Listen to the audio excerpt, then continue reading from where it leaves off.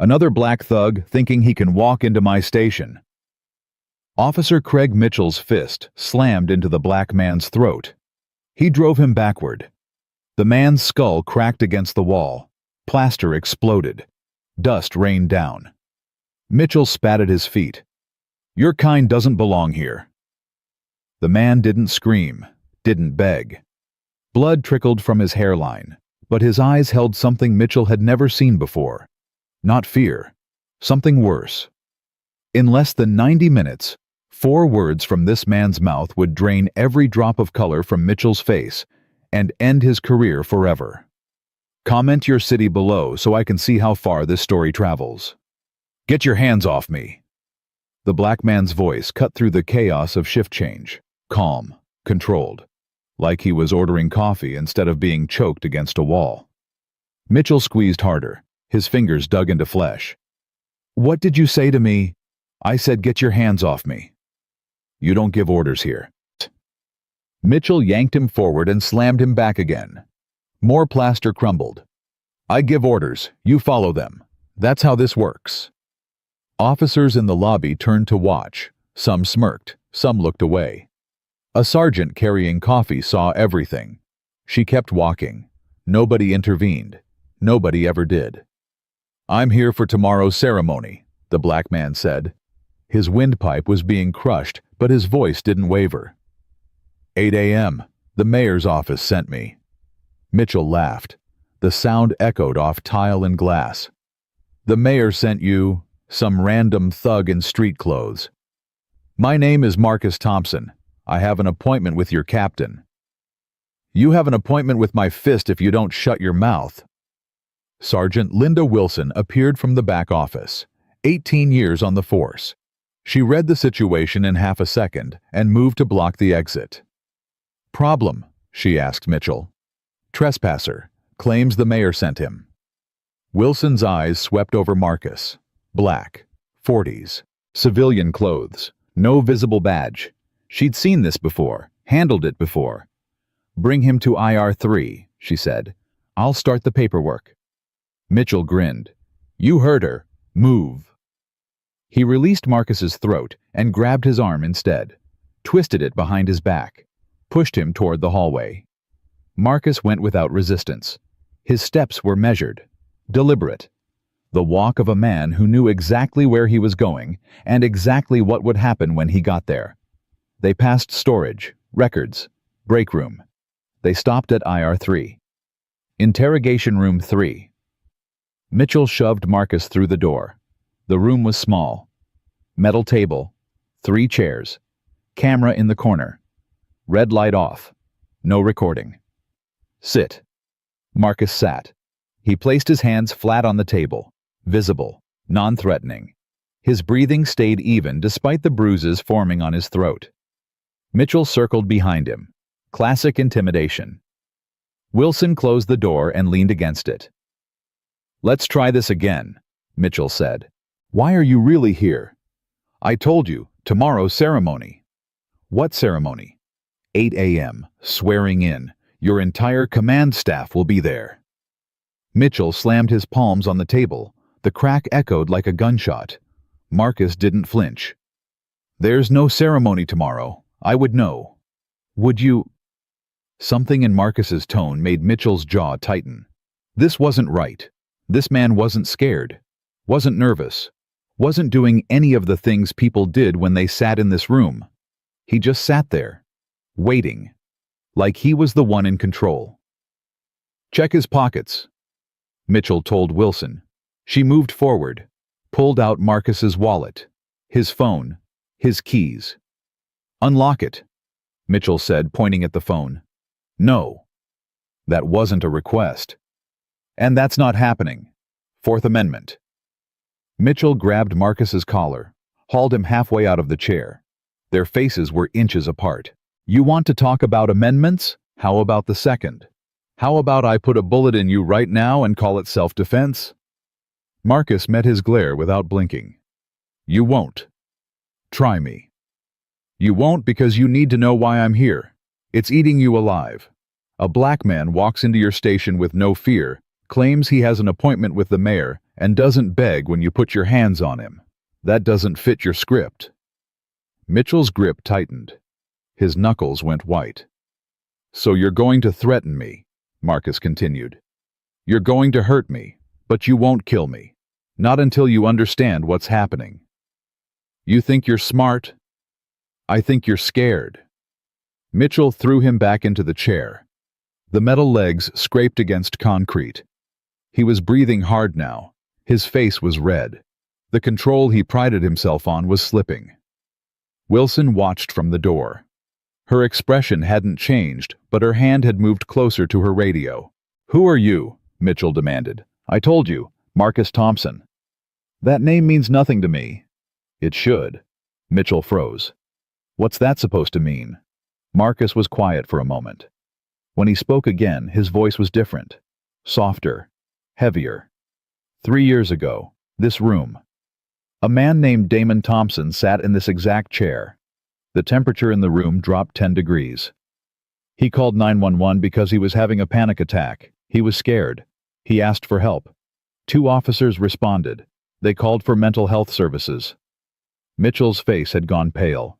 Wilson's hand was on her radio now. Then you arrived, Marcus said. You and Sergeant Wilson. You dismissed the mental health team. You brought him here. You turned off the camera. Shut up. He begged you to stop. He told you he couldn't breathe.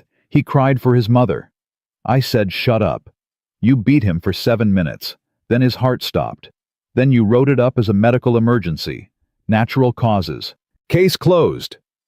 Mitchell lunged across the table. His hands wrapped around Marcus's throat again. This time he squeezed with everything he had. You don't know anything, he hissed. You weren't there. Marcus's face was turning red. His eyes were watering, but his voice still came out strangled but clear. Damon Thompson was my brother. Mitchell's hands loosened. Just slightly. Just enough for Marcus to keep talking. And I've spent 3 years waiting for this moment. The door burst open. Officer Tyler Brooks stood in the doorway. 24 years old, 6 months on the force. His face was white. Sir, you need to stop. Get out, Brooks. Sir, I checked the schedule. There is a ceremony tomorrow. 8 a.m. Mayor Anderson, City Council, State Representatives. Mitchell released Marcus's throat. He turned slowly toward Brooks. What did you say? It's on the internal calendar. Swearing-in ceremony for the new chief of police. The room went silent. Wilson's hand fell away from her radio. Mitchell stared at Brooks like he was speaking a foreign language. That's impossible, Mitchell said. Walsh would have told us. We would have been briefed. It's there, sir. I printed it. Brooks held up a sheet of paper. His hand was shaking. All confirmed. Mitchell snatched the paper. Read it. Read it again. Then he crumpled it and threw it at the wall. Get out. Sir, he's injured. He needs... I said get out. Brooks didn't move. His eyes went to Marcus, to the blood on his face, to the bruises on his throat. Then he did something that would change everything. He pulled out his phone, and he didn't put it away. Mitchell was too focused on Marcus to notice. Wilson saw it, but said nothing. She was calculating, running scenarios, figuring out how to survive whatever was coming. The door closed. Brooks was gone, but his phone was still recording in his pocket. Mitchell turned back to Marcus. His face was gray now. The confidence was gone. The swagger was gone. All that was left was fear. You're lying, he said. His voice cracked. This is some kind of setup. It's not a setup. It's a test. A test? Marcus stood slowly. Blood ran down his face from where Mitchell had slammed him earlier. His eye was swelling shut. His throat was a mess of red and purple bruises. But he stood tall. The mayor wanted to see how this department treats black men who walk through the door. He wanted to see if the complaints we've been receiving for 3 years were accurate. He wanted to see if the culture had changed since my brother died in this room. Mitchell backed up until he hit the wall. So he sent me, alone. No badge, no identification. Just a black man in civilian clothes walking into a police station during shift change. Wilson's face had gone white too. She was running the math. Camera footage, witness statements, Brooks's phone. Everything Mitchell had done in the last hour. "You attacked me in the lobby in front of 30 officers," Marcus said. "You dragged me to this room without reading me my rights. You turned off the camera. You choked me. You threatened to kill me." He stepped closer to Mitchell. "And you did all of it because I'm black. Because you looked at me and saw what you wanted to see. A thug. A threat. A problem to be solved with your fists." Mitchell was shaking now. His back was pressed against the wall. There was nowhere to go. "Who are you?" he whispered. Marcus stopped directly in front of him, eye to eye, inches apart. "My name is Marcus Thompson. I'm a Marine Corps Medal of Honor recipient. I spent 6 years as an FBI crisis negotiator, and tomorrow morning at 8 a.m. I become Chief of Police of this department." Mitchell's knees buckled. He slid down the wall and sat on the floor. His face was white, completely white, like someone had drained every drop of blood from his body. "The first thing I'm going to do," Marcus continued looking down at him, "is reopen my brother's case. The second thing is arrest everyone who covered it up." Wilson bolted for the door. "I wouldn't run," Marcus called after her. "FBI agents are in the parking lot. They've been there for an hour. Every exit is covered." Wilson froze with her hand on the doorknob. "Deputy Chief Walsh is on his way here right now. He's about to find out that the mayor isn't answering his calls because the mayor is already in the building." Wilson's hand dropped. She turned around slowly. Her face had the look of someone watching their life collapse in real time. "This is entrapment," she said. Her voice was barely a whisper. "This is justice." Marcus walked to the door. He paused with his hand on the handle. "My brother Damon called 911 because he needed help. He trusted that the police would protect him. Instead, you killed him in this room and erased him from history." He opened the door. 3 years I've waited. 3 years I've planned. 3 years I've built a case that will put every single person involved behind bars." Footsteps echoed down the hallway. Multiple footsteps, moving fast. "That case is complete now. You gave me the final piece tonight." Mitchell looked up from the floor. Tears were streaming down his face. "I'm sorry," he choked out. "I'm sorry. I didn't mean—" "You're sorry because you got caught." Marcus looked at him one last time. The man who had killed his brother. The man who had just tried to kill him. The man who thought his badge made him untouchable. "Damon was kind," Marcus said quietly. "He was funny. He loved building model trains. He was scared that night, and he reached out for help, and you beat him until his heart stopped." The footsteps were closer now, voices calling out, authority in their tone. "You took him from me, from our mother, from everyone who loved him, and you went home that night and slept like nothing happened." Marcus touched his swollen eye, looked at the blood on his fingers. "Tonight, you don't sleep. Tonight, you sit in a cell and think about every person you've hurt, every life you've destroyed, every lie you've told." The footsteps stopped outside the door. "And tomorrow morning, you watch me take the oath you broke 100 times. You watch me become everything you're not." Marcus opened the door wide. FBI agent Rachel Turner stood in the hallway with 3 agents behind her. Mayor Thomas Anderson was with them. Deputy Chief Walsh was already in handcuffs, his expensive watch catching the light, his face the color of ash. "Chief Harris," Agent Turner said, "are you injured?" Marcus looked back at Mitchell one final time. "Not as badly as he is." He stepped out of IR3 and walked toward his future. Behind him, Mitchell sat on the floor of the room where he'd killed Damon Thompson 3 years ago. His face was white. His career was over, and the brother of the man he'd murdered was about to become his boss. Agent Turner took one look at Marcus's face, and her jaw tightened. The cut above his eye was still bleeding. His throat was a canvas of purple and red bruises. His left eye had swollen nearly shut. "We need medical," she said into her radio. "Conference room A, now." "I'm fine," Marcus said. "You're not fine. Your evidence." Mayor Anderson stepped forward. His face was pale, but his voice was steady. "Chief Thompson, I'm sorry. I should have been here sooner. You're here now. That's what matters. We heard everything." Anderson looked past Marcus into IR3, where Mitchell still sat on the floor.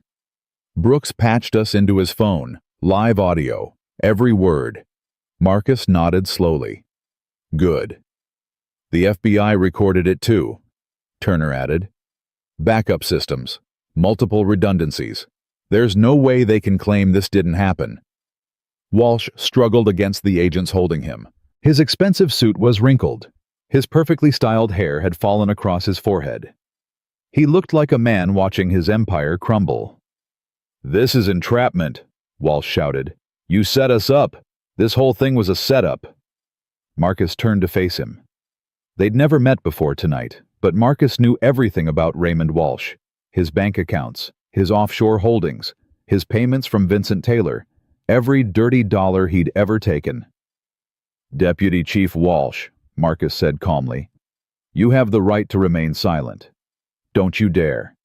I'd suggest you use it." Two agents led Walsh down the hallway. His protests echoed off the walls until a door slammed shut and cut them off. Turner touched Marcus's arm. "We need to get you cleaned up and document your injuries. Photos, medical exam, everything by the book. After.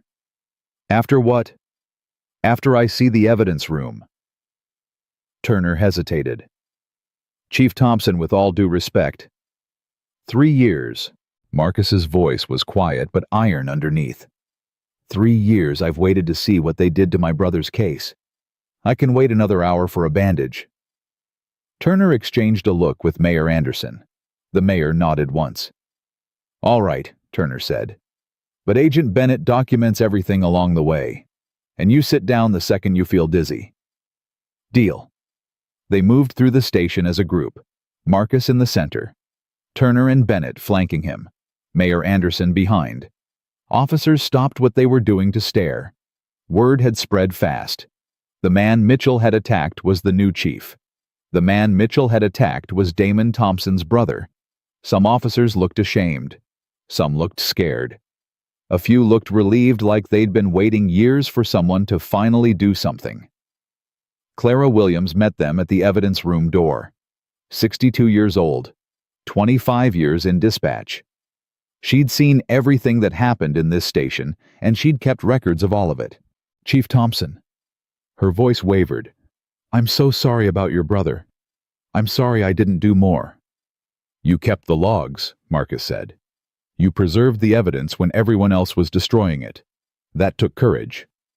It took fear. I was afraid of what would happen if I didn't. Fear can be courage too." Clara unlocked the evidence room door. The fluorescent lights flickered on, illuminating rows of shelves. Boxes, files, the accumulated debris of thousands of cases. "Damon's file should be in Section C," Clara said. "That's where closed cases go. But I should warn you, it's been altered." Clara nodded. "Sergeant Wilson had access. She went in 3 times in the month after your brother died. I logged every entry." "Show me." They walked to Section C, row after row of boxes, each one representing someone's worst day, someone's tragedy, someone's loss. Clara stopped at a shelf near the back. She pulled down a thin folder and handed it to Marcus. The label read, "Thompson Damon, case number 47291. Status closed. Natural causes." Marcus opened it. The folder was almost empty. A single incident report, a medical examiner's summary, a signed statement from Mitchell claiming Damon had become violent and collapsed during restraint. That was it. 3 pieces of paper to explain away a man's entire life. The original file was 47 pages, Clara said quietly. "I made copies before Wilson got to it. I have them at home." Marcus looked at her. You kept copies. I kept copies of everything. Every case Wilson touched. Every report that didn't match the radio logs. Every time something didn't add up. Why didn't you come forward? Clara's eyes filled with tears. Because I was a coward. Because I have grandchildren. Because Walsh made it very clear what happened to people who talked. She wiped her face. Your brother deserved better. They all deserved better. Bennett stepped forward. Mrs. Williams, we're going to need those copies. All of them. I'll get them tonight. Everything I have. Marcus closed the empty folder. His hands were steady, but something in his eyes had changed. Hardened. How many? He asked. Clara understood the question. 43 cases over 3 years, all involving people of color. All closed as natural causes or justified force. All with evidence that went missing after Wilson accessed the files. 43. That we know of. Could be more. Marcus set the folder down on the shelf. He stood there for a moment looking at the rows of boxes. 43 families who never got answers. 43 people who died or were hurt or had their cases buried. 43 times this station had failed the people it was supposed to protect. Chief Thompson. Turner's voice was gentle.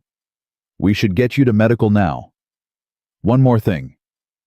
He walked back toward the front of the evidence room, past the shelves, past the boxes, to a door at the far end marked restricted access. What's in there? Marcus asked Clara. Long-term storage, physical evidence from major cases, clothing, weapons, biological samples. Is my brother's evidence in there? Clara hesitated. It should be, but I don't have access to that section. Only Wilson and Walsh had the codes. Marcus turned to Turner. Can you get us in? We have a warrant that covers the entire station. Bennett. Bennett pulled out his phone and made a call. 3 minutes later, a federal technician arrived with equipment. 5 minutes after that, the door was open. The room beyond was smaller than Marcus expected. Climate-controlled. Shelves lined with sealed evidence bags, each tagged and numbered. Case 47291, Marcus said. Where would it be? They searched, row by row, shelf by shelf. Bennett documented everything with his camera. They found it on the bottom shelf in the back corner. A single evidence bag covered in dust. Like no one had touched it in years. Marcus picked it up. Inside was a shirt. Blue. Size medium. His brother's favorite color. The shirt was covered in dried blood. Marcus's hands began to shake. For the first time all night his composure cracked. His eyes filled with tears that he didn't try to hide. The report said natural causes, he said. His voice was barely a whisper. The report said he collapsed during restraint. No excessive force. Turner looked at the shirt, at the blood, at the pattern of stains that told a very different story than the official report. That's not natural causes, she said quietly. No. Marcus clutched the bag to his chest. That's murder. They stood in silence. Even Bennett stopped taking pictures. Some moments were too sacred to document. Finally, Marcus placed the evidence bag back on the shelf. Carefully, gently, like he was putting his brother to rest. Process everything, he said. His voice was steady again. The tears were gone, replaced by something colder.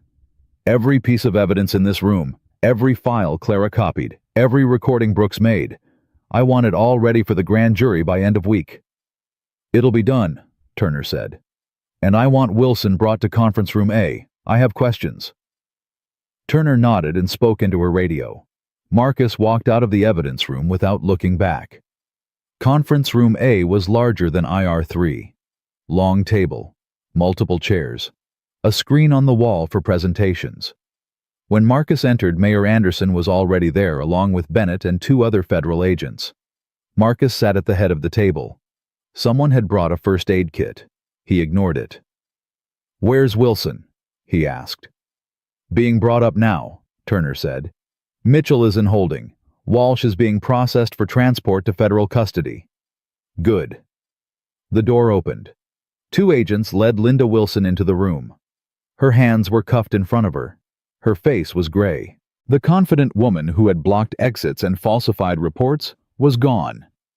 In her place was someone who looked like she hadn't slept in years. They sat her at the far end of the table, across from Marcus, 20 feet of polished wood between them. "Sergeant Wilson," Marcus said. "Do you know who I am?" Wilson didn't look up. "You're Damon's brother. I'm also your new commanding officer. As of midnight tonight, I have full authority over this department. As of tomorrow morning, that authority becomes official." Wilson said nothing. "You have two choices right now. You can lawyer up, stay silent, and take your chances with a federal jury. Based on the evidence we've already collected, you're looking at 20 to 30 years. Wilson's head lifted slightly. "Or you can talk to me. Tell me everything. Every case you altered. Every file you touched. Every order Walsh gave you. And maybe the prosecutor considers that cooperation when deciding what charges to file." Wilson's lawyer, a nervous man in a cheap suit who'd arrived 15 minutes ago, leaned in to whisper something. Wilson pushed him away. "I want to talk," she said. "Linda, I strongly advise. I've been silent for 3 years." Wilson's voice cracked. "I'm done being silent." Marcus leaned forward. "Then tell me about my brother." Wilson closed her eyes. When she opened them, tears were streaming down her face. "He was scared," she said. "When they brought him in, he was so scared. He kept saying he couldn't breathe, kept asking for help." Marcus's hands gripped the edge of the table. His knuckles went white. Mitchell was angry that night. Something had happened earlier, I don't know what. He was looking for someone to hurt, and Damon was there. "What did Mitchell do?" "He put him in IR3, turned off the camera, told me to watch the door." Wilson's voice dropped to a whisper. "I heard everything, every hit, every time Damon cried out, every time he begged Mitchell to stop. And you did nothing. I told him to stop. I said we should call medical. He said 5 more minutes. He said Damon needed to learn respect." Marcus's jaw was so tight it looked like it might shatter. 7 minutes, Wilson continued. "That's how long it took. 7 minutes, and then Damon stopped making sounds. Mitchell came out and said we had a problem. A problem. He said Damon had a heart attack. He said it wasn't his fault. He said we needed to clean it up." "So you cleaned it up?" Wilson nodded. "We called Walsh. He came in within the hour. He looked at Damon's body and he didn't even flinch. Just started giving orders. Change the report. Alter the evidence log. Get the medical examiner on the phone. Dr. Harrison." Walsh had something on him. I don't know what, but Harrison signed whatever Walsh put in front of him. Bennett was taking notes furiously. Turner was recording everything on her phone. Mayor Anderson looked like he was going to be sick. "And the other 42 cases?" Marcus asked. Wilson's face crumpled. "Some of them I knew about. Some of them Walsh handled without me. But they all worked the same way. Someone would die or get hurt. Mitchell or one of the others would write up a report. I'd adjust the evidence logs. Walsh would make it disappear. One of the others. There are 4 officers who did what Mitchell did. He was the worst, but he wasn't alone." Marcus looked at Turner. "Names." "I'll give you all of them," Wilson said. "Every name, every case, everything I know." "Why?" Marcus's voice was hard. "Why did you do it? For money? For protection?" "At first for protection. Walsh made it clear what happened to people who didn't cooperate. Then it just became normal. That's the worst part." Wilson's tears fell onto the table. "After a while it felt normal. Like this was just how things worked." "Oh, my brother died," Marcus said slowly. "And it felt normal to you."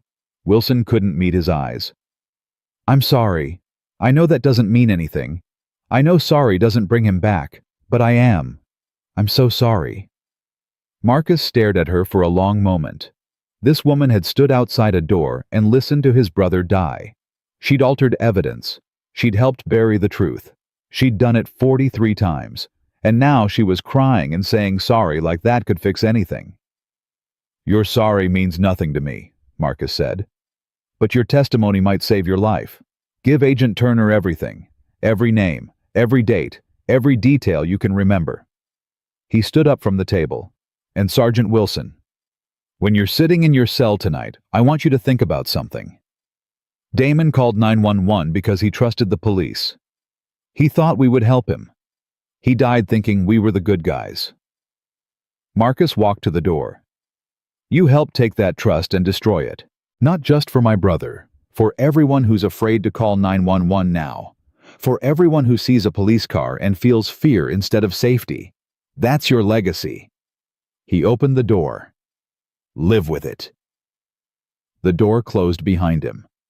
Wilson broke down completely, sobbing into her cuffed hands, while her lawyer sat helplessly beside her. Marcus walked down the hallway alone. His footsteps echoed. The station was quieter now. Most officers had been sent home.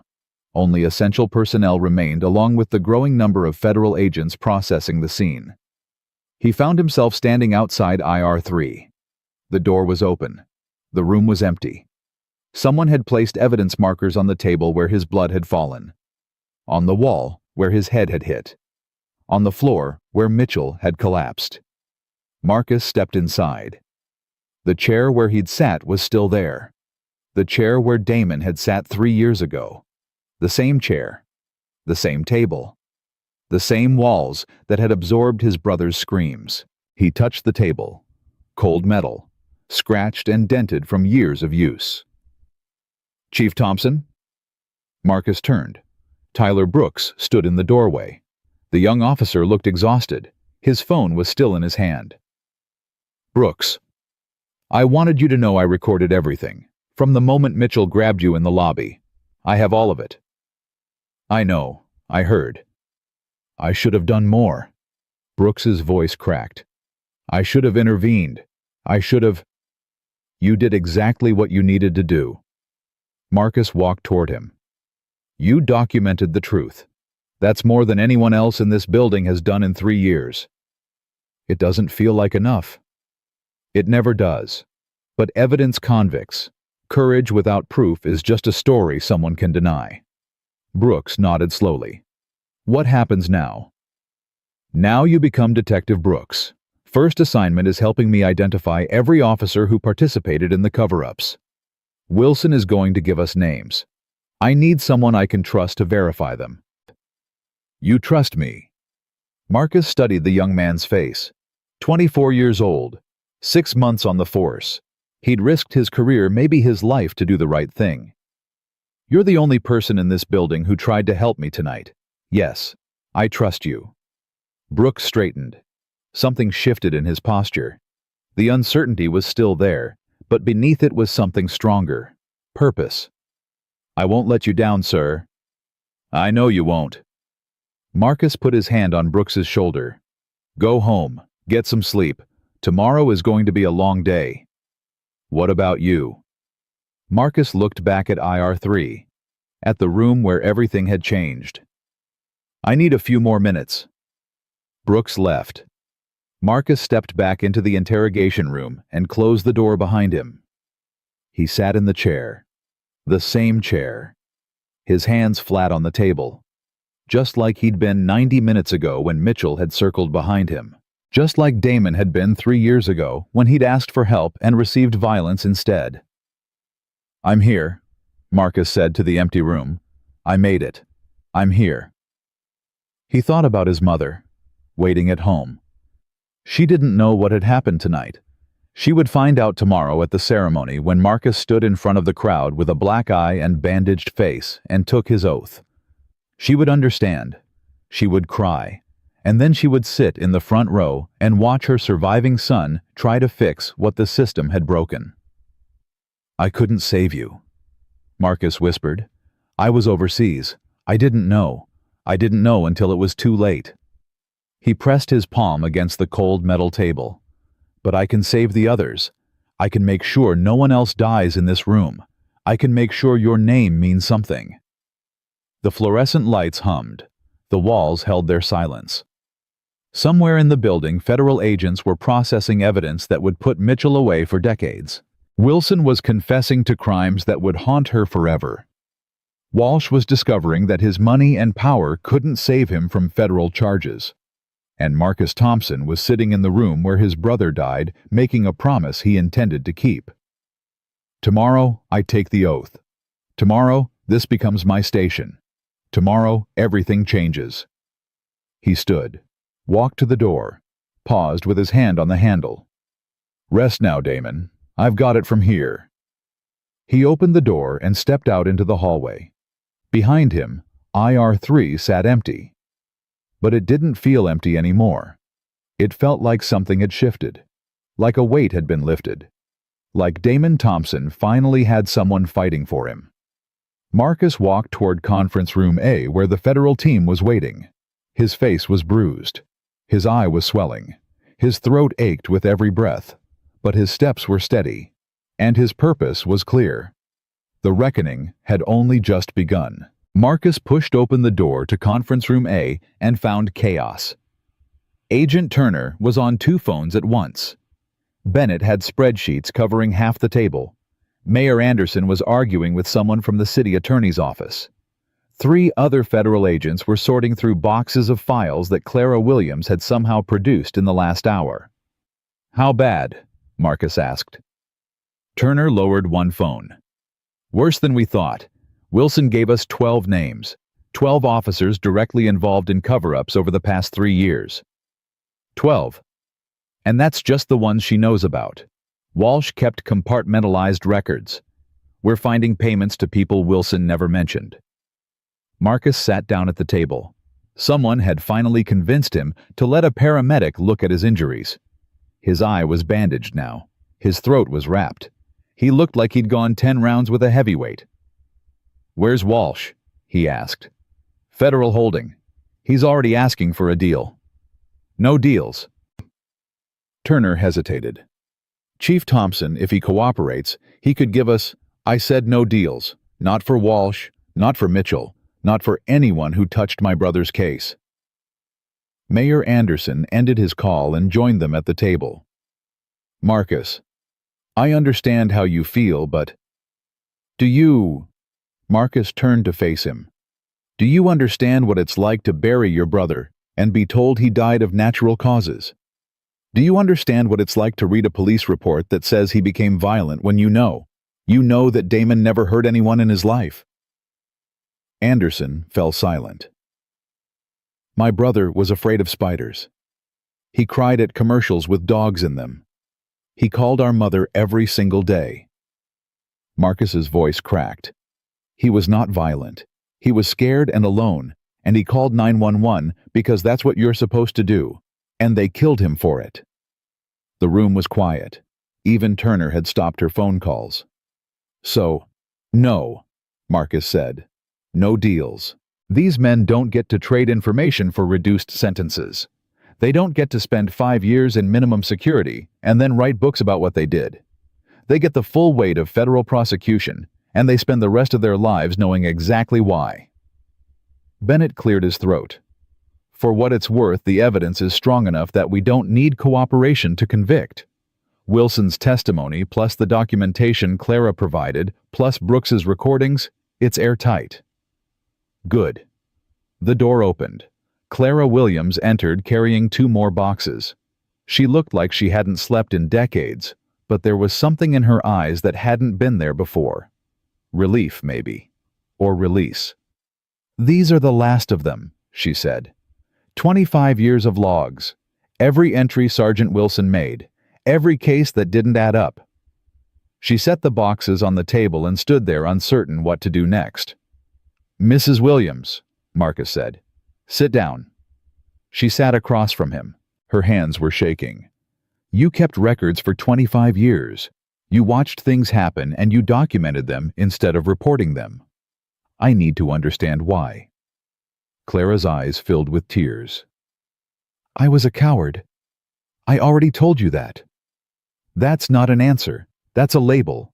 Tell me why. She was quiet for a long moment. When she spoke, her voice was barely above a whisper. In 1999, a dispatcher named Ruthie Mae Johnson tried to report what was happening in this station. She had evidence.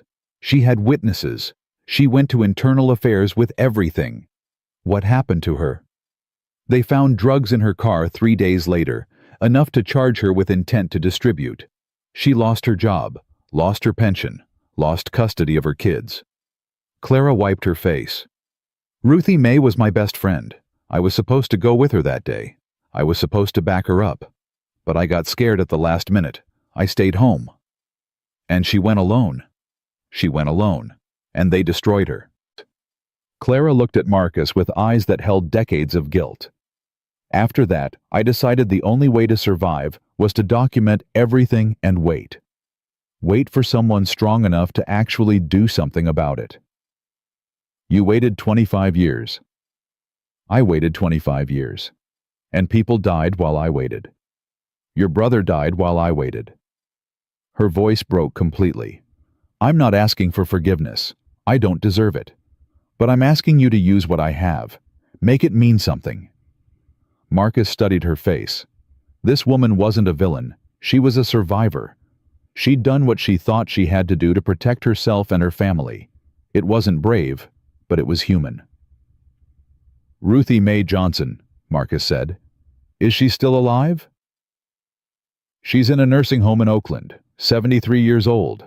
Mind's still sharp, but her body gave out years ago. Bennett add her to the witness list. I want her story in the record. Bennett nodded and made a note. Mrs. Williams, you're going to testify. Everything you know, everything you saw, 25 years of institutional rot, and you're going to help us clean it out. Clara nodded. Whatever you need. And when this is over, when we've rebuilt this department from the ground up, I want you to help me design a new reporting system. One where people like Ruthie Mae can come forward without fear of retaliation. Clara stared at him. You want my help? After everything I didn't do. I want your experience. You know how the system fails. Help me build one that doesn't. For the first time all night, something like hope crossed Clara's face. I'd like that. The door burst open again. Brooks rushed in, phone in hand. Sir, we have a problem. What kind of problem? Mitchell's talking. He asked for his lawyer an hour ago, but he's not waiting. He's telling everyone who will listen that this was a setup, that you provoked him, that the FBI planned the whole thing. Marcus stood. Where is he? Holding cell 3. But sir. Marcus was already moving. Turner fell into step beside him. This could be a mistake, she said. Anything he says to you could be used to claim intimidation. His lawyer will argue. His lawyer can argue whatever he wants. I'm not going to let Mitchell control the narrative. They moved through the station, past offices where agents were collecting computers, past break rooms where officers sat in stunned silence, past the lobby where Marcus had been attacked just hours ago. The holding area was in the basement. 3 cells. Heavy doors. No windows. Mitchell was in the middle cell. He was pacing like a caged animal. His uniform was disheveled. His face was streaked with dried tears. When he saw Marcus, he rushed to the bars. This was a trap. You set me up. You came in here looking like a criminal on purpose. Marcus stood 3 feet from the bars, close enough to see the fear in Mitchell's eyes, far enough to stay safe. I walked into a police station in civilian clothes. That's not a crime. You knew what would happen. You wanted me to attack you. I wanted to see if you'd changed. You haven't. Mitchell gripped the bars. His knuckles were white. I've been on this force for 15 years. I've put away hundreds of criminals. I've saved lives. And you're going to destroy all of that because of one mistake. One mistake. Your brother. That was it. Got out of hand. I didn't mean... You beat him for 7 minutes. You ignored him when he said he couldn't breathe. You called it a medical emergency and went home and slept. Marcus's voice was ice. That's not a mistake. That's murder." "It wasn't murder. He had a heart attack. The medical examiner." "The medical examiner was paid off by Walsh. We have the records."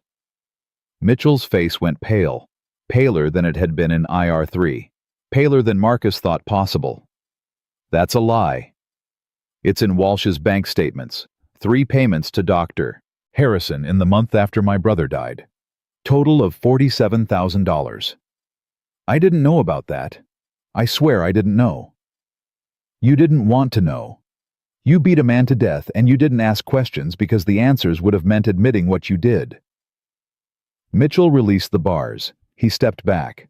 His legs were shaking. "I have a family," he said. His voice was different now, smaller. "I have a wife. 2 kids. What happens to them?" "They'll visit you in prison." "Please." Mitchell fell to his knees. "Please. I'll cooperate. I'll testify against Walsh. I'll give you everything." "You don't have anything I need. I have names. I have dates.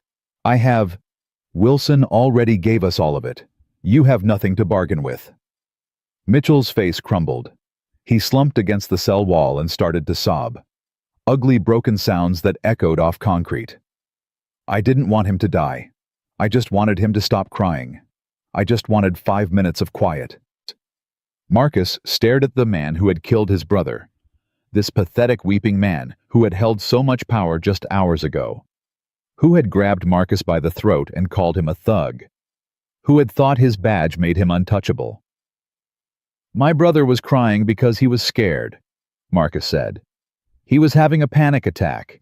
He needed someone to tell him it was going to be okay. Instead, you beat him until his heart gave out." "I'm sorry." "You keep saying that. It keeps meaning nothing." Marcus turned to leave. He was done here. There was nothing left to say. "Wait." Mitchell's voice was desperate. "Wait. Please. I have something. Something Wilson doesn't know about." Marcus stopped. He didn't turn around. "Walsh has a safe in his office, behind the painting of the flag. The combination is his wife's birthday. Inside there's a ledger, names, dates, amounts. Everyone who ever took money from Vincent Taylor. We'll find it without your help." "There's more." Mitchell's voice dropped. "There's a video of what happened to your brother." Marcus's entire body went rigid. Walsh kept a camera in IR3, a hidden one, separate from the official system. He recorded everything that happened in that room and kept the files on a private server. Marcus turned slowly. "You're telling me there's video of my brother's murder?" "Walsh said it was insurance, in case any of us ever tried to turn on him." Turner grabbed Marcus's arm. "We need to find that server, now." Marcus didn't move. He stood there staring at Mitchell, processing what he'd just heard. 3 years. 3 years of believing he'd never know exactly what happened to Damon. 3 years of piecing together fragments. 3 years of imagining the worst. And now there might be video. "Where's the server?" Marcus asked. "I don't know. Walsh never told anyone, but he accessed it from his home computer. I saw him do it once." Turner was already on her phone coordinating with the team at Walsh's residence. Marcus walked back to the bars. He stood inches from Mitchell's face. "If you're lying to me—" "I'm not. I swear to God I'm not. The video exists. I've seen it." "You've seen it?" Mitchell's face twisted with something that might have been shame. "Walsh showed it to me. After it happened. He said it was our insurance policy. He said we were all in it together now." "And you watched my brother die on video, and you still went home and slept at night." "I told myself it was necessary. I told myself he was dangerous. I told myself—" Mitchell broke down again. "I told myself whatever I had to tell myself to keep going. Because the alternative was admitting I was a monster." Marcus stepped back from the bars. "You are a monster, and now everyone's going to see it." He walked out of the holding area. Turner followed. Behind them, Mitchell's sobs echoed through the basement until the heavy door swung shut and cut off the sound. They found the server at 3:47 a.m. hidden in Walsh's basement behind a false wall protected by a password that his wife gave up within 10 minutes of being questioned. She'd known something was wrong for years. She just hadn't wanted to admit it. The files were organized by date. Hundreds of videos. Thousands of hours of footage from IR3. Bennett found Damon's file in seconds. May 16th. 3 years ago. 47 minutes of footage. Chief Thompson. Bennett's voice was gentle. You don't have to watch this. Yes, I do. It's evidence. It'll be used in court. You can read the transcript. You don't have to. He was my brother. I owe him this. They set up in Walsh's living room. Marcus sat in an expensive leather chair that probably cost more than a patrol officer's monthly salary. Turner sat beside him. Bennett worked the laptop. Ready? Bennett asked. Play it. The screen flickered to life. Damon Thompson appeared on camera, sitting in the chair, his hands flat on the table, his face wet with tears, his body trembling. He looked so young, 38 years old, but he looked 20, the way his shoulders hunched, the way his eyes darted around the room, the way he flinched at every sound. Marcus's breath caught in his throat. Mitchell entered the frame. He circled behind Damon, said something the audio didn't quite catch. Damon's voice came through clearly. Please, I just need to breathe. Please let me catch my breath. Mitchell's response was harsh, mocking. You want to breathe? Then stop crying like a baby. I'm trying. I'm sorry. I'm trying. What followed was difficult to watch. 7 minutes. Mitchell had said 7 minutes, and it was true. For 7 minutes, Craig Mitchell beat Damon Thompson, while Wilson stood at the door and did nothing. Damon begged. He pleaded. He called for his mother. He called for Marcus. My brother. Please call my brother. He'll come. He'll help. Marcus didn't realize he was crying until he felt tears dripping off his chin. The video ended with Damon slumped in the chair, not moving. Mitchell standing over him, breathing hard, rubbing his knuckles. What do we do? Wilson's voice from off-screen. Call Walsh. Tell him we have a problem. The screen went black. Marcus sat in silence. The tears kept coming. He didn't try to stop them. Turner reached over and took his hand. She didn't say anything. There was nothing to say. He called for me, Marcus finally whispered. He called for me, and I wasn't there. You didn't know. I was in Virginia, FBI field office. I was working a case. My phone was off. His voice cracked. My phone was off and my brother was dying and calling my name. Marcus. Turner used his first name, broke protocol. You couldn't have known. If I'd called him that day, if I'd checked in, This is not your fault. This is Mitchell's fault, Wilson's fault, Walsh's fault, not yours. Marcus pulled his hand away. He stood up, walked to the window. Outside, the sky was starting to lighten. Dawn was coming. I need that video at the press conference tomorrow. Bennett looked up. Sir, I need people to see what they did. I need them to understand that this isn't about statistics or policy papers or reform initiatives. This is about a man who called for help and was beaten to death while he cried for his mother. The media will show it. Every network, every paper, every website. They'll show it because it's the truth, and the truth is the only thing that's going to change anything. Turner stood. Are you sure? Once that video is out there, it can never be taken back. Your family will see it.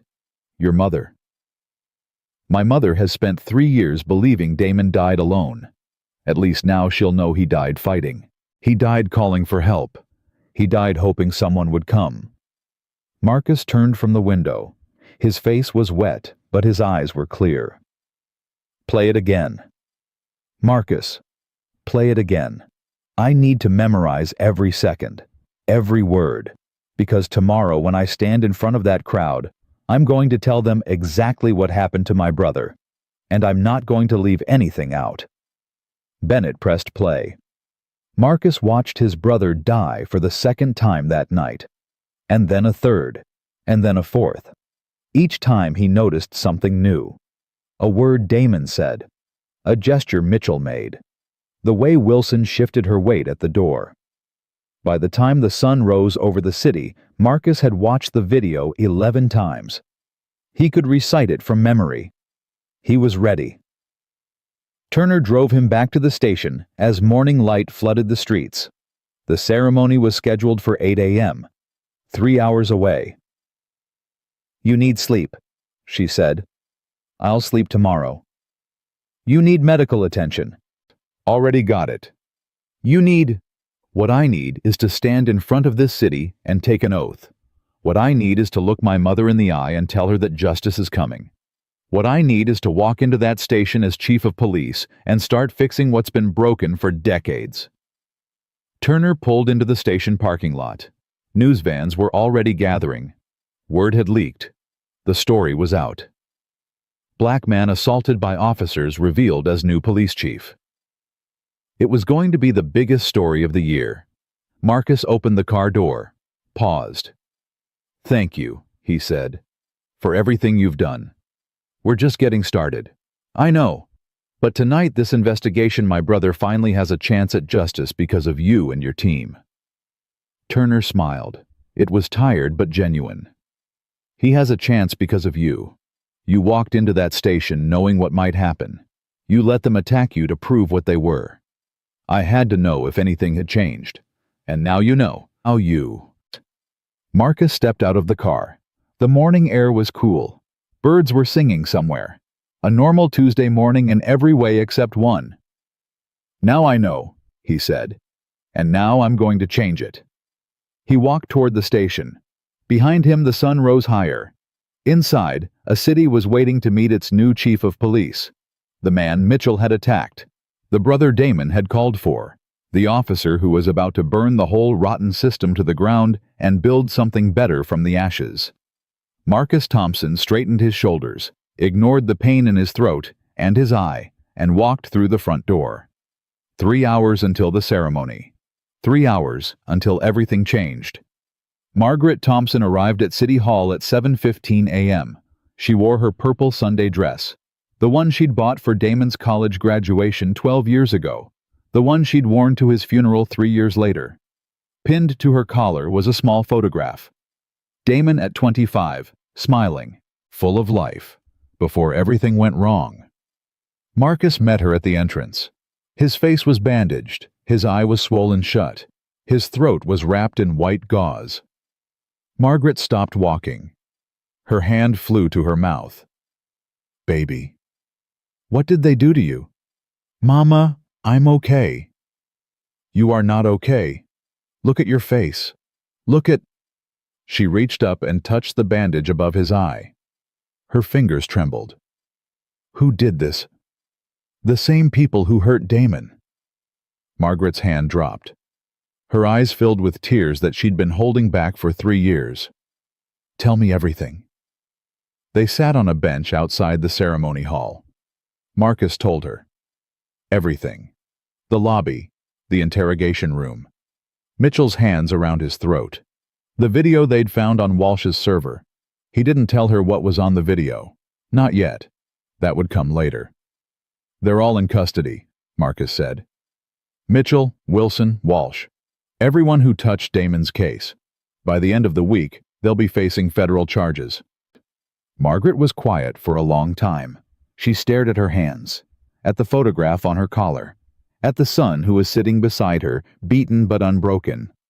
"You did this on purpose," she finally said. "You walked in there knowing what might happen." "Yes." "You let them hurt you." "I had to know if anything had changed. I had to see it for myself." "You could have died, just like your brother."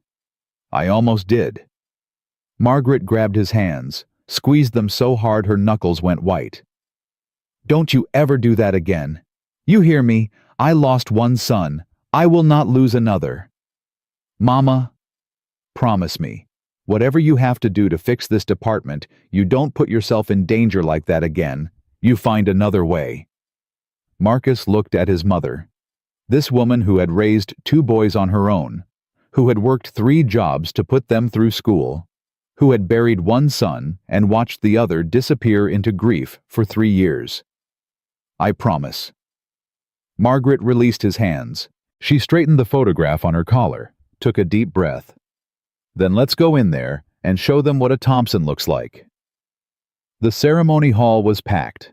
Mayor Anderson stood at the podium running through his notes. City council members filled the front row. State representatives sat behind them. Federal agents lined the walls, a visible reminder that everything had changed overnight. And in the very front, in a seat reserved for family, Margaret Thompson sat with her purple dress and her photograph and her head held high. The media was everywhere. Cameras, microphones, reporters whispering into phones. The story had broken at 5 a.m. Black man attacked by police, revealed as new chief. It was trending worldwide. Marcus stood backstage with Turner and Brooks. His dress uniform was pressed and perfect, a stark contrast to his battered face. "You sure you want to do this?" Turner asked. "We could postpone. Give you time to heal." "No postponement. They need to see me like this." The optics. The optics are the point. I want every person in that room to look at my face and understand what happened. I want them to see the bruises and know that their police department did this to me, to my brother, to 43 other people. Brooks shifted nervously. "Sir, there's something you should know." "What?" "Some of the officers, the ones who aren't being investigated, they asked if they could attend the ceremony. They want to show support." Marcus turned to look at him.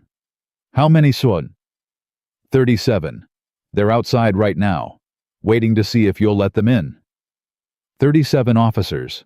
Out of a department of 200. It wasn't much, but it was a start. "Let them in. Front rows. I want them where I can see them." Brooks nodded and hurried off.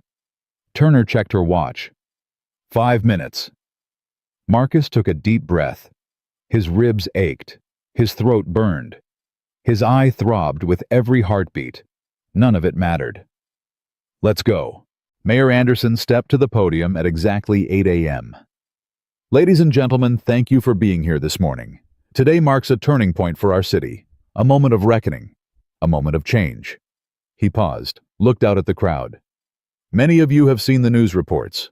You know what happened last night at Westbrook Police Station. You know that the man we are about to swear in as chief of police was brutally attacked by officers under his own command. You know that 3 high-ranking members of our department are now in federal custody facing serious charges." The room was silent. Every eye was fixed on the podium. What you may not know is why this happened. Why Chief Thompson chose to enter that station alone, without identification, without protection.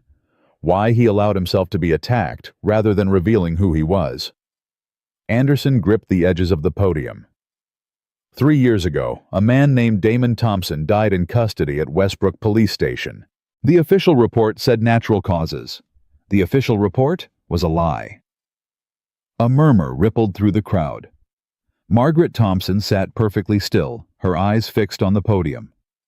Damon Thompson was beaten to death by Officer Craig Mitchell, while Sergeant Linda Wilson watched. Deputy Chief Raymond Walsh covered it up. Evidence was destroyed, reports were falsified, and a family was left with nothing but questions. Anderson turned slightly, gesturing toward the side of the stage. That family is here today because Damon Thompson's brother spent 3 years fighting for the truth, 3 years investigating, 3 years building a case, and last night he walked into the station where his brother died to see if anything had changed. Marcus stepped onto the stage. The room erupted. Cameras flashed. People gasped. His battered face was impossible to ignore, the black eye, the bandaged forehead, the bruises on his throat visible above his uniform collar. He walked to the podium and stood beside Mayor Anderson. "Nothing had changed," Marcus said. His voice was rough but steady. "Officer Mitchell attacked me within 60 seconds of my entering the building. He called me a black thug. He slammed my head into a wall. He dragged me to an interrogation room and beat me while Sergeant Wilson watched." He paused. Let the words sink in. Exactly what he did to my brother. Margaret Thompson was crying now, silent tears streaming down her face. But she didn't look away. She watched her son with fierce pride burning through the grief. I'm not telling you this for sympathy. I'm telling you this because you need to understand what kind of department this has been. For years, decades, Westbrook Police Station has operated as a system of abuse. People of color who entered that building were treated as criminals before they said a word. Complaints were buried. Evidence was destroyed. Officers who spoke up were silenced. Marcus looked at the 37 officers who had asked to attend. They sat in the front rows, uniforms, pressed faces somber. That ends today. He reached into his pocket and pulled out a folded piece of paper. This is a list of 43 people, 43 citizens of this city who died in custody or had their cases buried over the past 3 years. 43 families who never got answers. He unfolded the paper and began to read. Daniel Johnson, age 24, died in custody 8 months before my brother. Official cause cardiac arrest during restraint. Real cause blunt force trauma to the head. The room was absolutely silent. Maria Santos, age 31, arrested for a traffic violation. Died in holding. Official cause pre-existing medical condition. Real cause denied medication for 18 hours despite repeated requests. Margaret's hand found the photograph on her collar. She held it like a lifeline. Robert Chen, age 19, college student. College. Called police to report a burglary. Ended up in handcuffs. Ended up in IR3. Official cause accidental fall. Real cause fractured skull from repeated impacts against a concrete wall. Marcus continued reading. Name after name. Age after age. Life after life. It took 11 minutes to read the entire list. When he finished, he folded the paper and put it back in his pocket. Those are the names I know about. There may be more. We're going to find every single one of them. We're going to reopen every case. We're going to give every family the answers they deserve. He turned to face the crowd directly. And to the officers who did this, the 12 who Wilson named the others we haven't found yet, I want you to know something. You may think you're safe. You may think you covered your tracks. You may think you can wait this out until the attention fades. His voice hardened. You can't. I have 25 years of logs from Clara Williams. I have financial records from Walsh's secret accounts. I have video footage from a hidden camera system that recorded everything that happened in IR3 for the past 5 years. A stir went through the crowd. The officers in the front rows exchanged glances.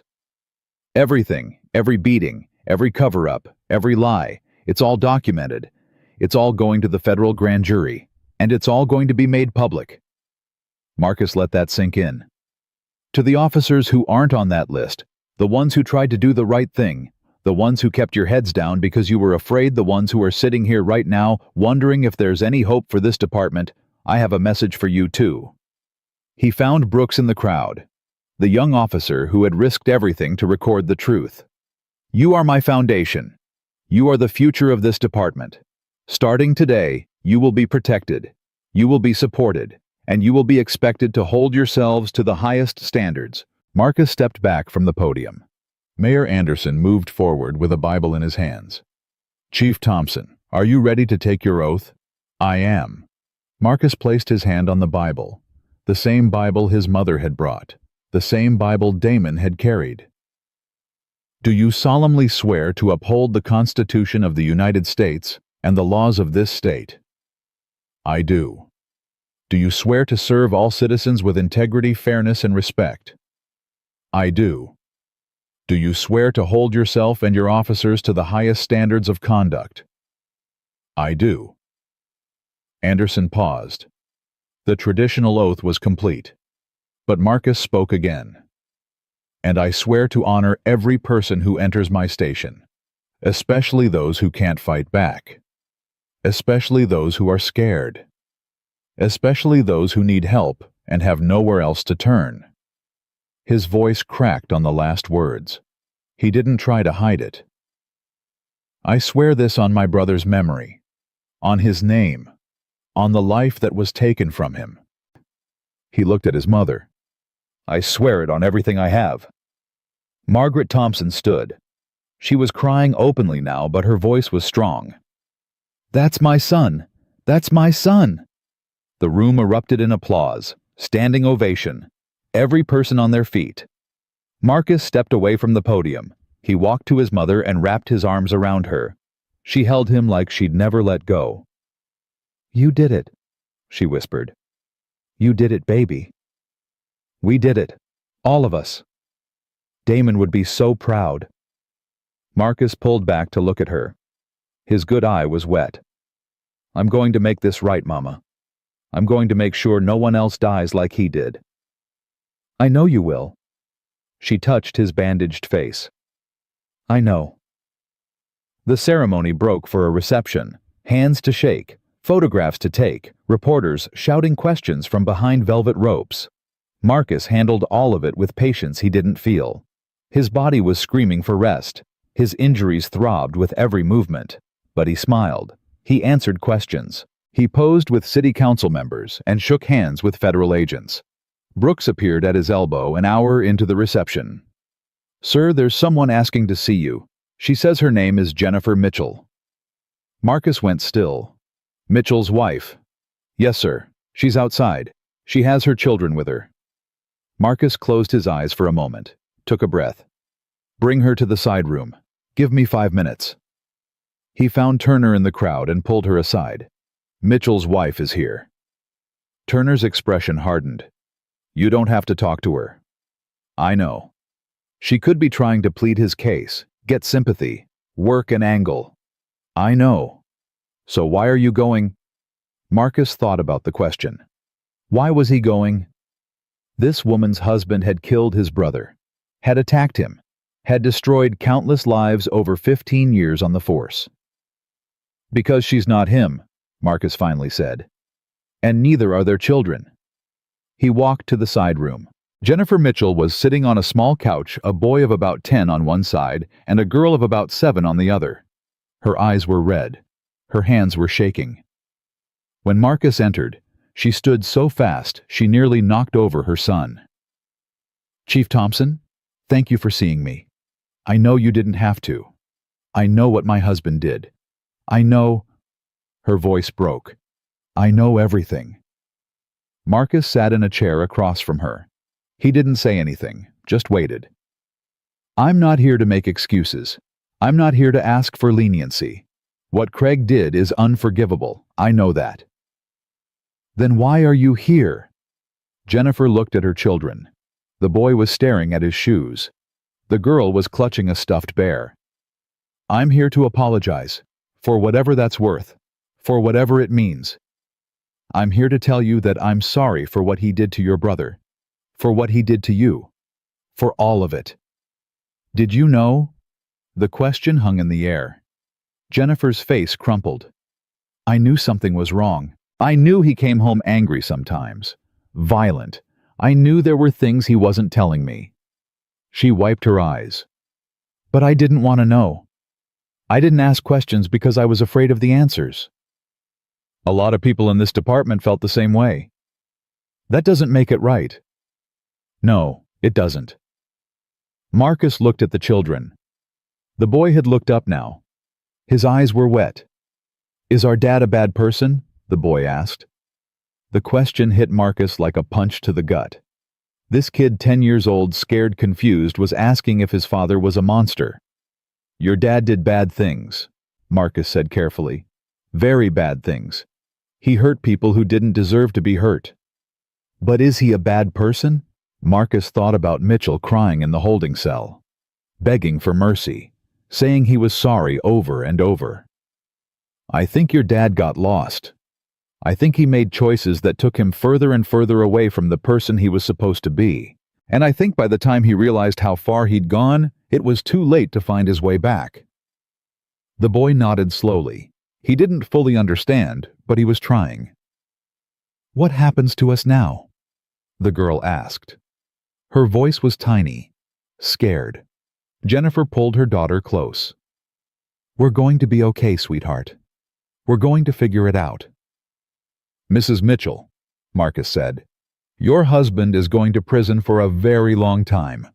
There's nothing I can do about that, and honestly, there's nothing I would do about it even if I could. Jennifer nodded. She expected this. But you and your children are not responsible for his crimes. You're going to need help in the coming months. Counseling, financial support, legal guidance. He pulled a card from his pocket. This is the number for a victims services organization. They help families in situations like yours. I'm going to make sure they know you're coming. Jennifer stared at the card. Fresh tears spilled down her cheeks. Why would you help us after everything Craig did to you? Marcus stood. He looked at the children one more time. Because punishing them for their father's sins would make me exactly what he was. And I didn't walk into that station last night to become another Craig Mitchell. I walked in to make sure there are no more Craig Mitchells. He walked to the door. Mrs. Mitchell, tell your children the truth, all of it. When they're old enough to understand, tell them exactly what their father did and exactly why it was wrong. Don't let them grow up making excuses for him. I won't. Good. Because the only way we break this cycle is by raising the next generation to be better than us. He opened the door. Good luck, Mrs. Mitchell. Chief Thompson. Her voice stopped him. Your brother Damon. What was he like? Marcus paused.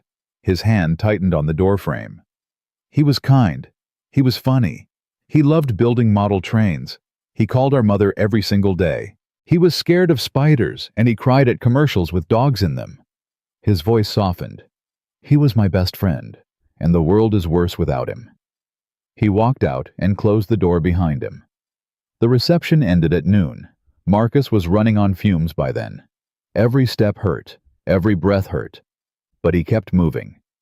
Turner found him in the hallway outside the ceremony hall. Grand jury convenes tomorrow. Walsh, Mitchell, and Wilson will be formally indicted by end of week. We're still tracking down the other names on Wilson's list, but we've already made 3 more arrests. Good. You need to go home and sleep. Soon. You've been awake for over 30 hours. I said soon. Turner sighed. You're as stubborn as the FBI profile said you were. The FBI did a profile on me. We've been investigating Walsh for 18 months. You showed up on our radar 6 months ago when you started asking questions about your brother's case. We had to make sure you weren't going to blow our operation. And our profile said you were highly intelligent, deeply principled, and pathologically unable to let things go. Marcus almost smiled. That sounds about right. It also said you had a tendency to put yourself in danger when you thought it was necessary. That you'd sacrifice your own safety for what you believed was right. Also accurate. Turner shook her head. You're going to be a nightmare to work with, aren't you? Probably. Good. This department needs a nightmare. She walked away. Marcus stood alone in the hallway for a moment, absorbing the silence. It was done. The ceremony was over. The oath was taken. He was officially chief of police. Now the real work began. His phone buzzed. A text from Brooks. Sir, I'm at the station. Officers are asking what happens next. What should I tell them? Marcus typed back. Tell them I'll be there in an hour. Tell them we're going to rebuild this department from the ground up. Tell them anyone who wants to be part of the solution is welcome. Anyone who doesn't should start updating their resume. He pocketed his phone and went to find his mother. She was sitting in the now empty ceremony hall, looking at the podium where her son had taken his oath. Mama, I need to get to the station. I know. Will you be okay getting home? Margaret stood. She straightened her purple dress, touched the photograph on her collar.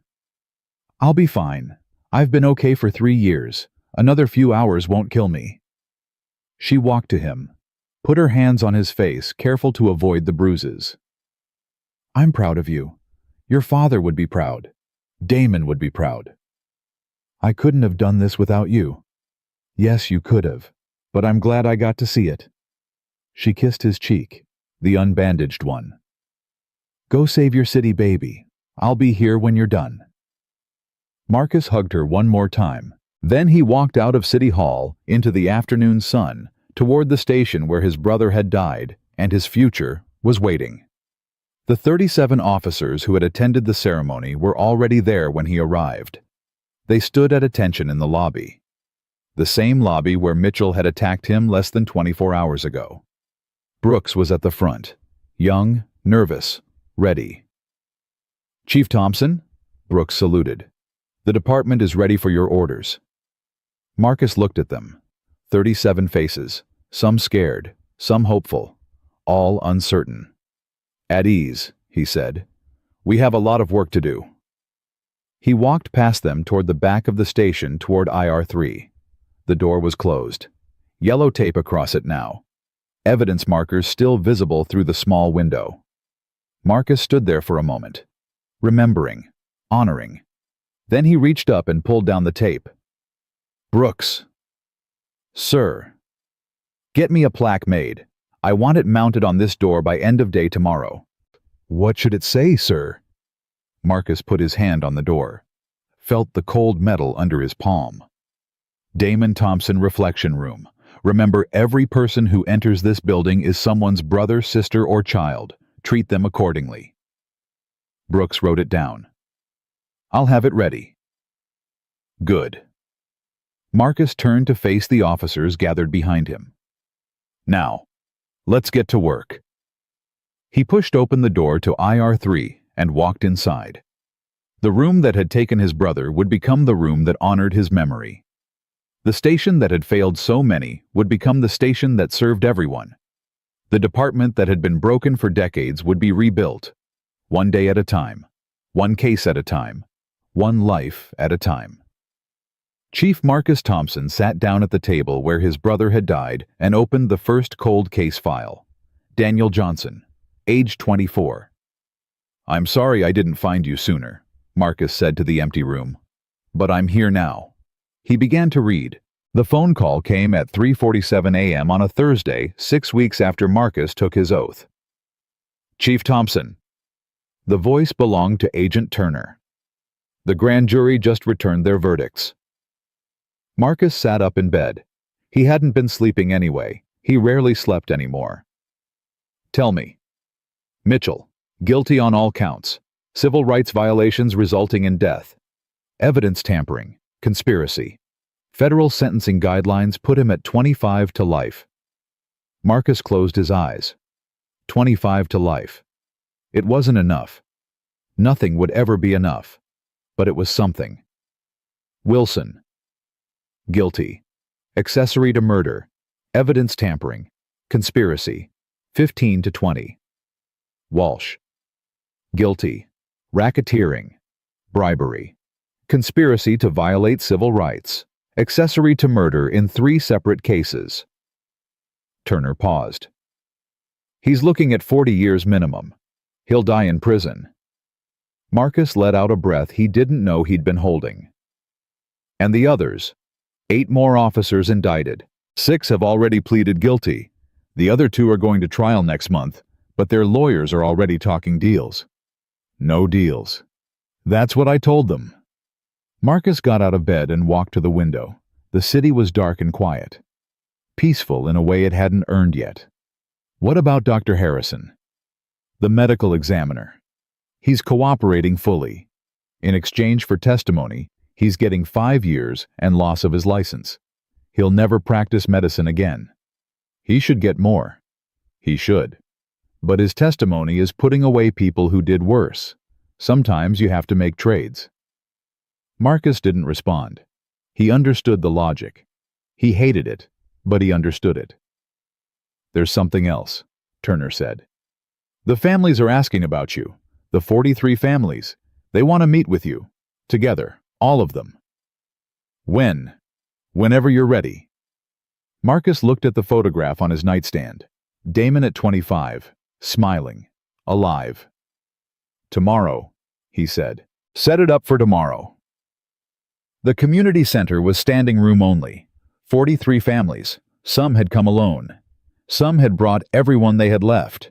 Children, grandparents, siblings, friends. All of them connected by the same thread of loss. Marcus walked in at exactly 10 a.m. Brooks was with him along with Clara Williams and Detective Sarah Chen, one of the officers who had transferred in from another department to help with the rebuilding. The room fell silent when Marcus entered. He walked to the front. No podium, no microphone, just him and the families, and 3 years of pain hanging in the air between them. "Thank you for coming," he said. "I know some of you traveled a long way to be here. I know this isn't easy." A woman in the front row stood up. Marcus recognized her from the files. Dorothy Johnson, Daniel's mother. "My son has been dead for 3 years and 7 months, she said. Her voice shook but didn't break. "For 3 years and 7 months, I was told he died of a heart attack, that he became violent, that the officers had no choice. I know. Do you know what that's like? To bury your child and be told it was his fault, to have people look at you with pity and suspicion at the same time? I know exactly what that's like." Dorothy's eyes filled with tears. "Your brother." "Damon. He died 8 months after Daniel. Same room, same lies, same cover-up." She sat down slowly. An older man beside her, her husband Marcus Guest, put his arm around her shoulders. "I can't give you your loved ones back," Marcus said. "I can't undo what was done. I can't make the pain go away." He reached into his jacket and pulled out a thick folder. "But I can give you this." He opened the folder and held up the first page. "Daniel Johnson. This is the real report. The one they buried. It shows exactly what happened to your son. The officers involved, the timeline, the cover-up." He set it on a table in front of Dorothy. "Every family here will receive the same thing. The real files. The real evidence. The real truth about what happened to your loved ones." A murmur went through the crowd. Some people were crying. Some were holding each other. Some were just staring at Marcus like they couldn't believe what they were hearing. "Along with the files, you'll receive information about the Federal Victims' Compensation Fund. It's not enough. Nothing could ever be enough, but it's something. Money for counseling, money for legal fees, money to help you rebuild." A young woman near the back stood up. She was holding a baby on her hip. "My husband," she said. "Robert Chen. They told me he fell. They told me it was an accident." "It wasn't. Officer Mitchell killed him, the same officer who killed my brother and Daniel Johnson and 11 other people we know about." "Is he going to prison?" "For the rest of his life." The woman sat down. She was crying now, but there was something else in her face. Relief, vindication, the knowledge that someone finally believed her. Marcus spent the next 3 hours with the families. He talked to each one individually. He answered their questions. He looked at photographs of their loved ones and listened to stories about who they had been before the police took them away. Maria Santos had wanted to be a nurse. She'd been 3 months away from finishing her degree when she was arrested for running a stop sign. James Wilson, no relation to Sergeant Wilson, had coached Little League for 15 years. He'd gone to the station to file a noise complaint and never came home. Angela Torres had been a grandmother of 7. She'd called 911 to report a break-in at her neighbor's house. The officers who responded decided she was the threat. Story after story, life after life. Each one a universe of potential that had been snuffed out by men who thought their badges made them gods. By the time the last family left, Marcus was exhausted in ways he couldn't describe. Brooks found him sitting alone in the empty community center, staring at the wall. "Sir, the car is ready." "In a minute." Brooks sat down beside him. They were quiet for a while. "How do you do it?" Brooks finally asked. "Do what?" "Carry all of this. The weight of it. 43 families. 43 stories. 43 people who died because of us, because of what this department was." Marcus turned to look at him. This young officer who had risked everything to do the right thing, who had recorded the truth when everyone else looked away. "I don't carry it alone," Marcus said. "That's the point. For 3 years these families carried it alone. They were told their loved ones were criminals. They were told it was their fault. They had no one to believe them, no one to fight for them." He stood up. "Now they have us. Now they have a department that's going to honor their loved ones instead of erasing them. Now they have a chief of police who knows exactly what they lost because he lost it too." Brooks stood with him. "Is it getting easier, the work I mean?" "No, but it's getting better. Every officer we remove, every case we reopen, every family that finally gets answers. It adds up." "To what?" Marcus walked toward the door. "To change. Real change. The kind that lasts." 6 months after the ceremony, Westbrook Police Station was unrecognizable. The lobby had been redesigned. Gone were the harsh lights and intimidating layout. In their place was an open space with comfortable seating, multilingual signage, and a reception desk staffed by trained civilian liaisons. IR3 had been converted into the Damon Thompson Reflection Room. The plaque Marcus had ordered hung on the door. Inside, the metal table and harsh chairs had been replaced with a small memorial. Photographs of every person who had died in custody. Flowers changed weekly. A book where officers could write their own reflections on what it meant to serve. Every new officer spent their first day in that room, reading the names, learning the stories, understanding what happened when power went unchecked. The department had shrunk from 200 officers to 140. Some had been arrested, some had resigned, some had been transferred to desk duty pending investigation. But the ones who remained were different. Better. Committed to being the department Westbrook deserved. Marcus was reviewing personnel files in his office when Clara Williams knocked on his door. "Chief Thompson, there's someone here to see you." "Who?" "She says her name is Ruth Mae Johnson." Marcus looked up sharply. "Ruthie Mae. The dispatcher who tried to report corruption 25 years ago." "The same. She's in a wheelchair, but she insisted on coming in person. Bring her in, now." Ruth Mae Johnson was 73 years old and looked every day of it. Her body was frail. Her hands shook with tremors and her voice was barely above a whisper. But her eyes were sharp, alive, burning with something that 25 years of silence hadn't been able to extinguish.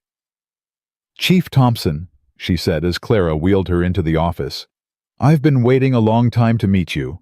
Marcus came around his desk and knelt beside her wheelchair. "Mrs. Johnson, the honor is mine. I saw your ceremony on television. I saw what they did to your face. I saw you stand up there and read those names. I should have read yours too. You tried to stop this 25 years ago. If anyone had listened, they wouldn't have." Ruth Mae shook her head. "The department wasn't ready. The city wasn't ready. Sometimes you have to wait for the right moment. You waited a long time. Too long. People died while I waited. Your brother died while I waited." Marcus took her trembling hand.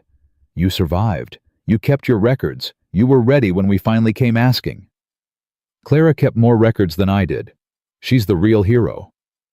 Clara, standing by the door, wiped her eyes. "We both just did what we could.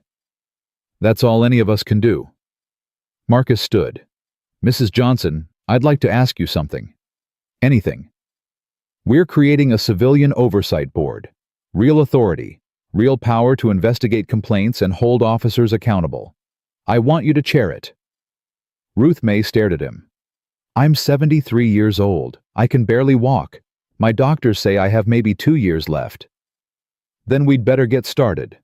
Something shifted in Ruth Mae's face. The weariness lifted just slightly, replaced by something that looked almost like joy. "You're serious.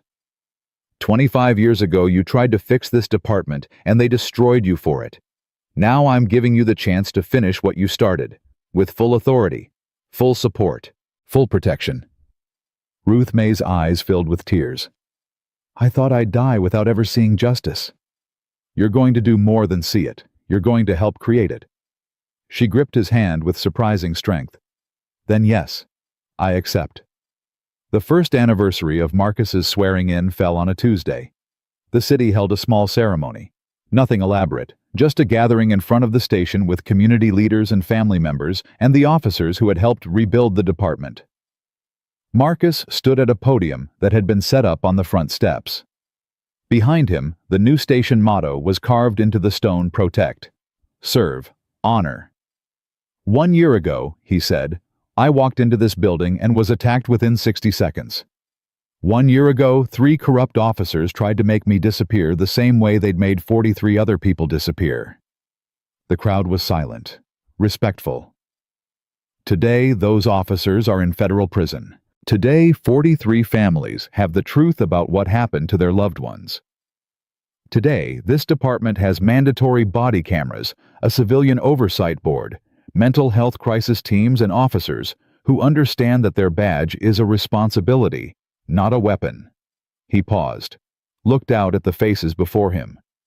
But we're not done. We'll never be done. Because the work of justice isn't something you finish. It's something you do every day, every call, every interaction, every moment when you have power over another human being and you have to decide what kind of person you're going to be. Marcus reached into his pocket and pulled out a small object. A model train car. Blue, his brother's favorite color. "My brother Damon loved building model trains. He had a whole layout in our mother's basement. Spent years on it. Every detail perfect." He held up the train car. "When he died, I couldn't go down there. Couldn't look at what he'd built. It hurt too much, so I left it alone. Let it collect dust." Margaret Thompson was in the front row, tears streaming down her face. But she was smiling. "Last week I finally went down there. I expected it to be painful. Expected it to bring back all the grief. And it did. But it also brought back something else." He turned the train car over in his hands. Damon spent years building something beautiful, something that brought him joy, something he could be proud of. And when he was gone, that didn't disappear. The trains are still there. The layout is still there. The love he put into it is still there. Marcus looked at the officers gathered behind him. Brooks, Chen, the 37 who had stood with him on day 1, now joined by 40 more who had earned their places. "That's what we're doing here. Building something. Something that will outlast any one of us.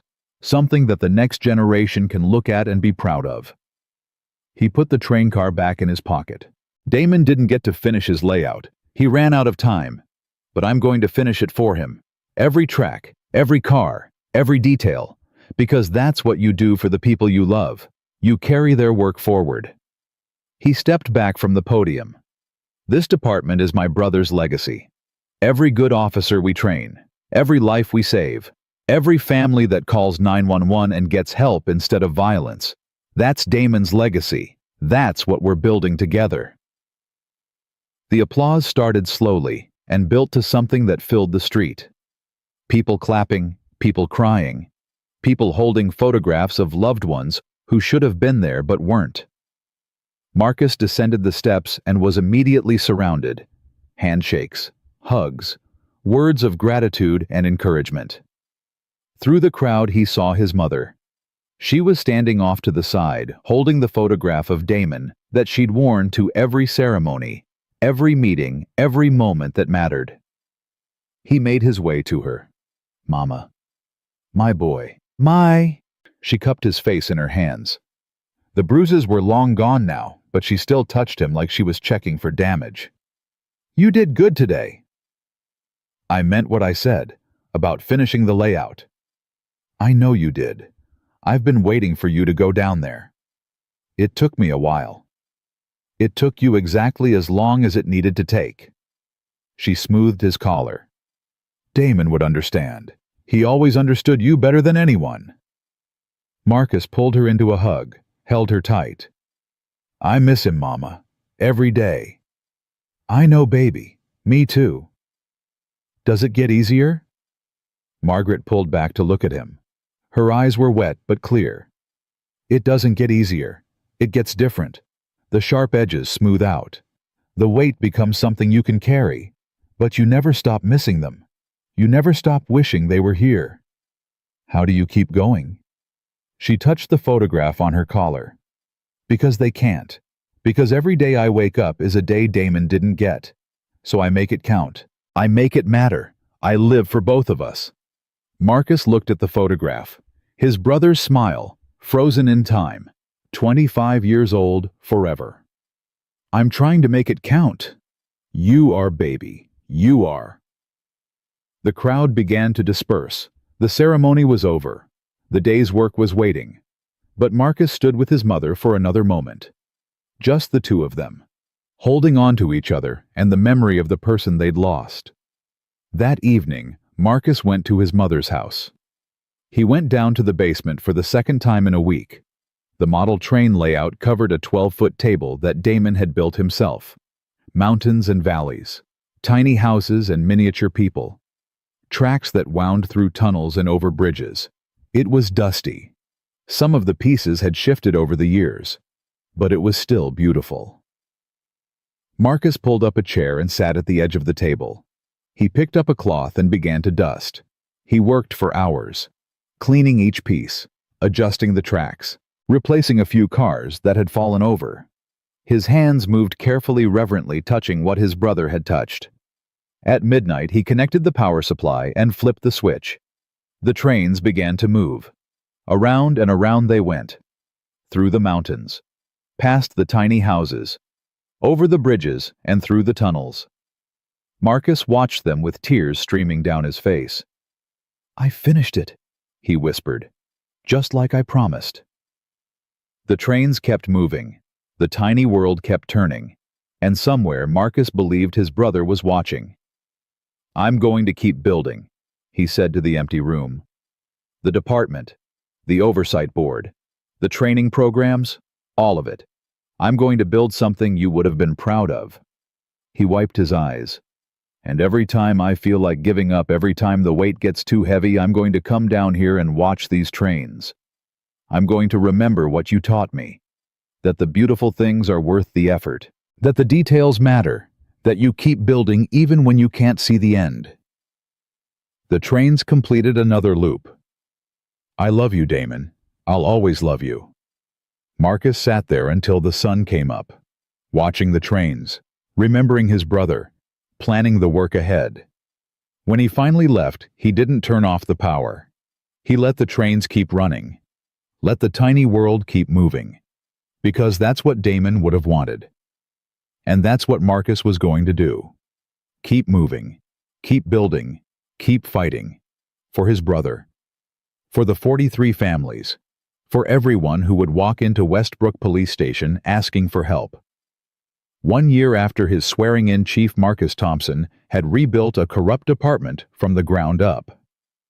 He had brought justice to dozens of families. He had created systems that would protect people for generations to come. But he wasn't done. He would never be done. Because the work of justice doesn't end. It continues. Day after day. Case after case, life after life, and Marcus Thompson would be there for all of it. His brother's keeper, his city's protector, his department's conscience. The trains kept running in Margaret Thompson's basement. The plaque hung on the door of the Damon Thompson reflection room. The oversight board met every week with Ruth Mae Johnson at the helm, and every morning, Chief Marcus Thompson walked into Westbrook Police Station and got to work. Because he had made a promise. To his brother. To his mother. To 43 families. To an entire city that had been failed for too long. And Marcus Thompson always kept his promises. The night Officer Craig Mitchell attacked him, Marcus's face had gone white with pain, and his blood had stained the interrogation room floor. But he had stood up. He had spoken the truth. He had become the leader his department needed. Now Mitchell's face was the one that had gone white, hearing those 4 words that destroyed everything he thought he was. I'm the new chief. 4 words that changed a department. 4 words that honored a brother. 4 words that proved that justice, though delayed, could never be denied. And in the years to come, when people asked how Westbrook Police Station had transformed from a place of corruption and violence to a model of community policing, the answer was always the same. It started with a man who walked through the front door with no badge and no protection. It started with an officer who chose to record the truth instead of looking away. It started with a mother who never stopped believing her son deserved justice. It started with 43 families who refused to let their loved ones be forgotten. It started with a brother who loved trains and called for help and died believing the police were the good guys. And it continued with every officer who put on the badge and remembered what it was supposed to mean. Protect, serve, honor. Not some people, not the easy ones, not the ones who looked right or talked right or fit some narrow definition of deserving. Everyone. That was Damon Thompson's legacy. That was Chief Marcus Thompson's mission. And that was the promise of a department reborn. A promise kept every single day. Until justice wasn't just a word on a wall, but a reality in every interaction, every call, every moment when someone needed help, and the police were there to provide it. That was the story of Westbrook Police Station. That was the story of a brother's love. That was the story of how one man's courage changed everything. And the trains kept running.